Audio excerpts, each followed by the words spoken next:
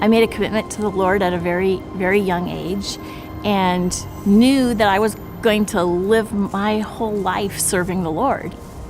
You just have certain things that you anticipate, are all planned out. You're going to find a wonderful, godly man to marry and, raise godly little children, and everything is just going to be wonderful. A lot of my story goes that way. I met a man that I just fell totally in love with when I was in college. So we were married right out of college. I felt like there was nobody that could have been a better match for me. Children came along. We had 4 beautiful boys. He started looking at pastoring. And, I just thought, that's perfect. I just determined that I was going to be the most supportive wife that he could have. And that was really my goal.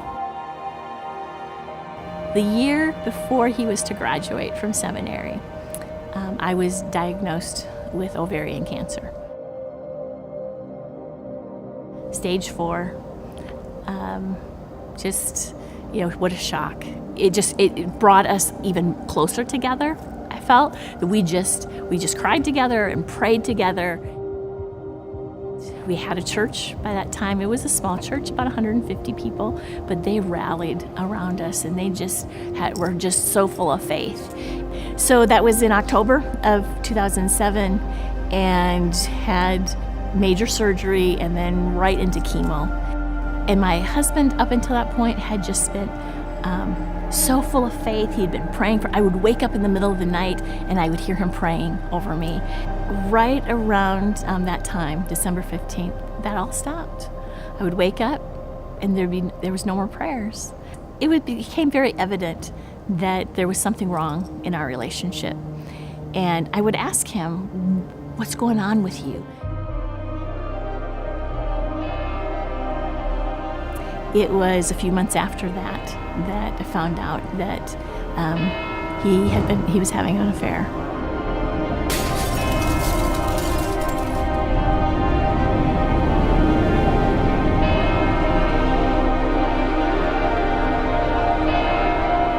I came home one night and he wasn't around, and the boys hadn't seen him and didn't know where he was. And then I got a text message that said, "I'm done. I'm not coming home." It still is painful, but so painful that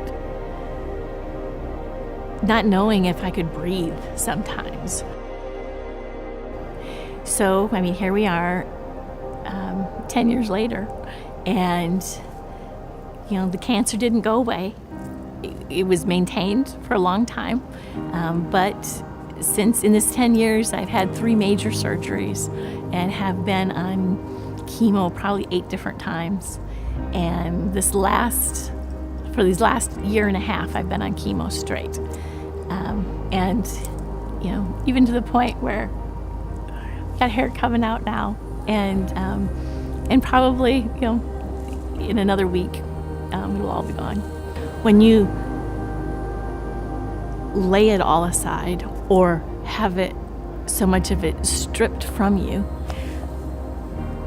I just felt like, where else would I go but to the Lord?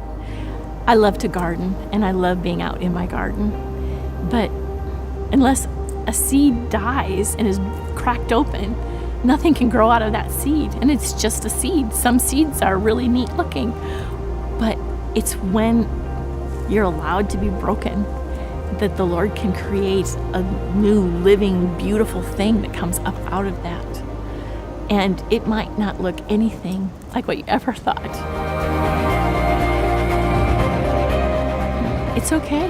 It's okay not being in control, because things have happened in these last 10 years that I don't know if I could have planned them. But, turning that over to the Lord and just letting Him work it out has been really a lot of fun. So I'm okay turning over control to Him.